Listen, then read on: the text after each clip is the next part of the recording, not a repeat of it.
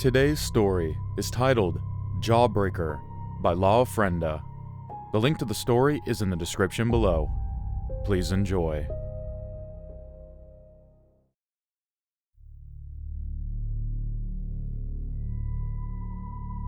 It starts just like a yawn. That's what they've said across online forums and all through the rumor mills. And now, they're saying it on the news, too. Just like a yawn. You take a deep breath, and your jaw opens wide. It happens without you even thinking about it. But then, you can't close your mouth. The muscles in your face stiffen, and they keep pulling your mouth open, wider and wider, until they tear your jaw loose. Involuntary contraction of the pterygoid muscles is what the CDC calls it. They have an epidemiologist on screen now, wearing a very worried face for their interview. A reporter asks questions from the safety of his home office. Has anyone determined a cause? At this time, the epidemiologist sighs. It's still unclear. I know there are a lot of theories floating around, but no one knows for certain. Do you know how it spreads? The epidemiologist looks away from their monitor, like he's avoiding eye contact. We don't know. I'll never forget the first time I saw it. I was standing on a subway platform a few days after the first confirmed cases cropped up in my city. I had just missed my ride, and as the doors closed in my face, I heard someone scream. Through the window, I saw people leaping from their seats and running off in a panic. In the middle of it all, a woman sat shivering, head tilted up, and mouth open as wide as it could go. And then, something snapped. I know I couldn't hear it, but I could nearly feel the pop as her body flinched and her jaw dropped down to her collarbone. I stopped taking the subway after that. I had to stop driving soon after, too. One morning, I was heading to work, and the car in the next lane over started swerving. I figured it was a distracted driver, but when I turned to offer a helpful gesture, I saw the fear in his eyes. That wide, quivering wail was spreading across his face, lips splitting at the corners.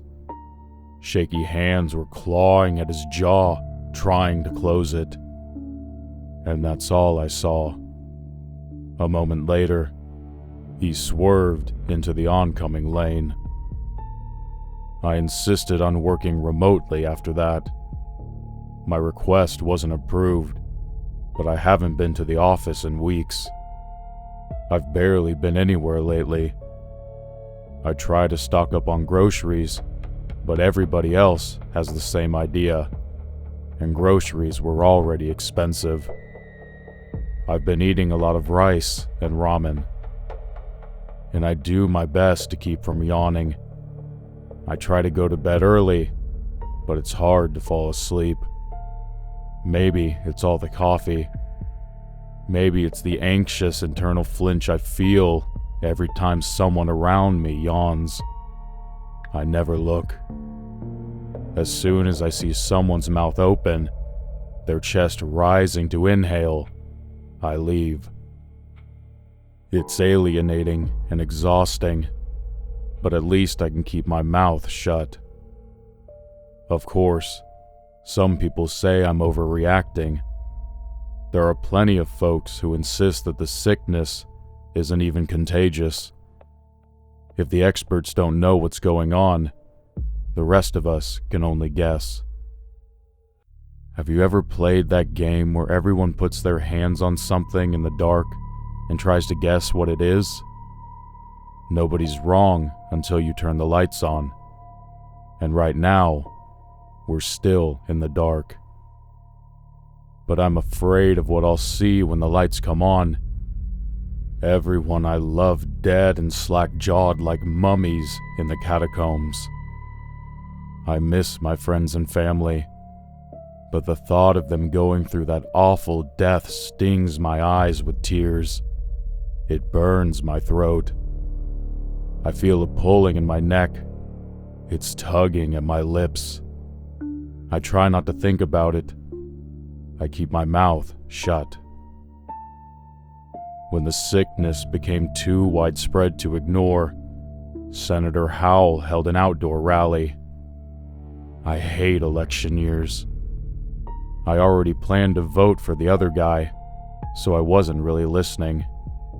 It was just something to watch. He was saying something about fear itself, but he started to slow his speech. Then, he stopped talking. His jaw shivered and he held a hand to his lips. He yawned, long and silent, then his teeth clacked as he shut his mouth. "Excuse me, it's been a long day," he said, wiping sweat from his forehead. The crowd gathered under his tent responded with low whispers and uneasy laughter. But the senator never resumed his speech. His face shivered like he was fighting back a cough. He clasped both hands on his podium, the state seal rattling like it was the center of its own little earthquake. The muscles around his mouth bulged as his face burned red. Then, his jaw swung open with a dry gasp. In obscene call and response, the crowd shivered and groaned, heads whipping back and jaws separating, a chorus of screams, tears, and snaps. After that, the CDC had to name the sickness, so they're going with involuntary contraction of the pterygoid muscles. Nobody calls it that. Howell's disease made round for a while, but that's still a mouthful, and nobody wanted to waste their breath saying the senator's name. Somewhere along the way, we shortened it to the Howells. That's enough news for today. I should turn off my TV and go to bed. It's not too early. My body just needs sleep. I sense how badly it wants to rest. I can feel fatigue coming on. That's all. I can feel it pulling in my throat, suppressing my tongue, and tugging at the corners of my lips. I know I'm just tired.